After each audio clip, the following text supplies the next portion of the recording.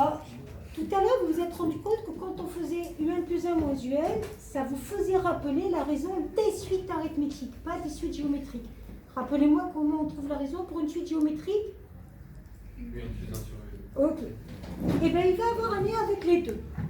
Dans les cas des suites arithmétiques, c'est-à-dire dans le cas où UN plus 1 s'écrit sous la forme UN plus R, ça vous rappelle que c'est la forme récurrente des suites arithmétiques.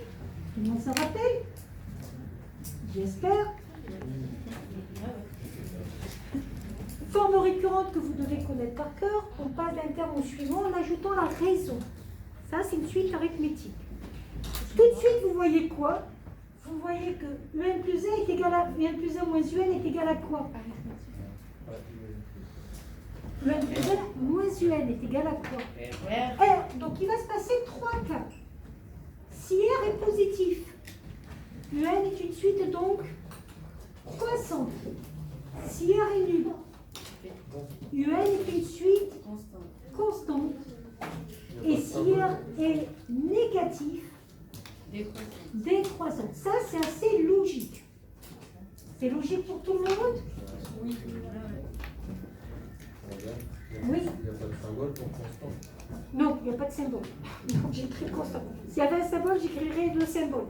Oui. Du coup, est-ce qu'on peut passer de la forme récurrente à explicite sans juste avec la forme. Alors là, je ne suis pas en forme explicite. Ce que j'ai fait là, j'ai juste fait ça. Regarde, j'ai fait passer l'UN de ce côté-là.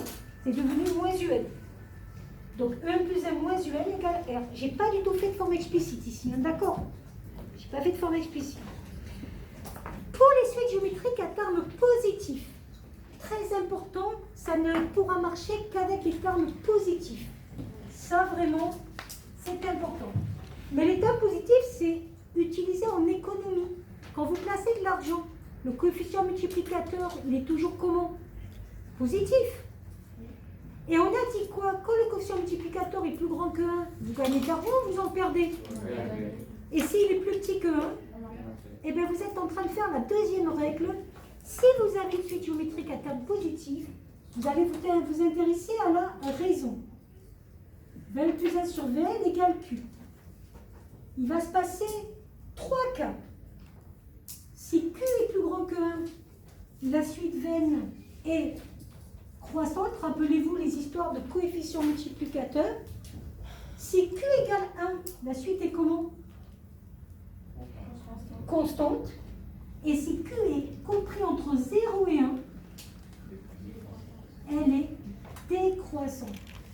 Ça, pareil, c'est quelque chose assez classique et c'est un résultat que vous pouvez utiliser. Et l'exemple typique, c'est placer de l'argent sur un livret ou les soldes. Exemple de ces suites géométriques à termes positifs, quand il y a des soldes, c'est une réduction, vous êtes d'accord? Enfin, en général, moi, quand je vais au solde, c'est pour payer mes affaires moins cher. Vous, je ne sais pas, mais moi, oui. Donc, si un article est soldé de 30%, votre coefficient multiplicateur sera de combien? Voilà, 0,70. Pourquoi? Parce que 1 moins 30 sur 100, 0,70. Vous êtes dans quel cas? Le troisième, c'est entre 0 et 1. Donc, quand vous avez des articles soldés et que vous faites ça à chaque étape, 30% de réduction, 30% de réduction, vous avez bien une suite qui va diminuer. OK? Et on a bien 0,7 qui est entre 0 et 1. Donc, on aura des diminutions successives. Si vous avez une hausse de 30%, votre coefficient multiplicateur sera de combien cette fois-ci? 1 plus 30 sur 100. Est-ce que c'est plus grand que 1? Oui. Donc, est-ce que si vous faites ça successivement, ça va augmenter le prix ou ça va le diminuer? Ça va augmenter. Donc là, vous allez avoir une baisse des prix ici. Et là, vous allez avoir une hausse des prix.